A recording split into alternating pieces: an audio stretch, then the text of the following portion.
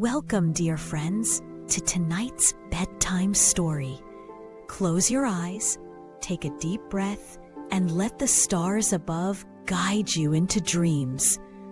Each story is filled with magic, kindness, and wonder. Now, snuggle in and let's begin. Tonight's story, The Fox and the Camel, is about a clever fox and a gentle camel who set off on a journey together.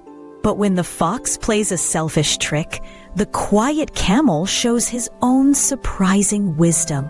Let's see how fairness and respect can be the truest strength of all. Once upon a time, there lived a clever fox and a gentle camel. Though they were very different, they became friends and often traveled together. The fox was small, quick, and tricky, while the camel was tall, strong, and slow. One day, the fox said, "Let's go to the farmer's fields. There is plenty of food to eat there." The camel agreed, for he trusted his friend. The two friends walked for a long time until they reached a wide field of crops. The farmers had planted sweet sugarcane, juicy enough for a camel, and tasty roots for the fox. The friends looked at each other with excitement. "Let us eat and then rest," said the camel. The fox nodded eagerly. The camel bent his long neck and chewed the tall sugarcane happily. The fox dug into the ground and ate roots and vegetables with delight. Both ate until their bellies were full. Then they lay down in the warm field to rest under the sun. The camel closed his eyes peacefully, while the fox twitched his ears with mischief.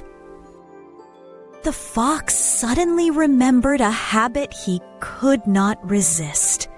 "Whenever I eat, I must sing," he said slyly. The camel frowned. "But if you sing, the farmers will hear us and catch us." The fox only grinned. "I cannot stop myself. I must sing when I am happy." And before the camel could stop him, the fox began to howl loudly. Hearing the fox's cries, the farmers rushed out with sticks. They chased the two animals out of the field. The fox was quick and darted into the bushes, safe and sound. The poor camel, heavy and slow, was caught by the farmers. They struck him and shouted angrily, until at last he managed to escape with sore legs. A camel limped to the river where the fox was waiting. "Why did you sing and bring trouble upon me?" asked the camel sadly. The fox only laughed and said, "It is my nature. I cannot help it." The camel did not reply, but quietly thought of a plan. He knelt down and said, "Come, my friend, I will carry you across the river on my back." The fox climbed onto the camel's back, and together they waded into the deep flowing river. The water reached higher and higher, but the camel was tall and strong, and he carried them safely. The fox felt pleased with himself, thinking all was well. But the camel had not forgotten the fox's mischief. Halfway across the river, the camel stopped and said calmly, "My friend, just as you must sing after eating, I must always take a bath after eating." With that, he bent his long neck and rolled into the water with a splash.